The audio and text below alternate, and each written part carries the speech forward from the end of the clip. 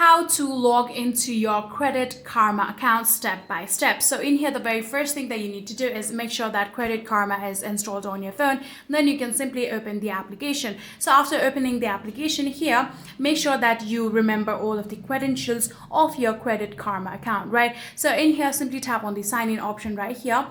And then from here, all you need to do is add in the email address of your Credit Karma and the password of your Credit Karma. So if you want this application to further remember you next time while you log in, you can select the option Remember Me. Then you can simply tap on Continue. And after tapping on Continue, you can actually simply log into your account just like that, right? So if you have forgotten any sort of credentials, then you can tap on the option Try Another Way right here too. And there might be a few process right here.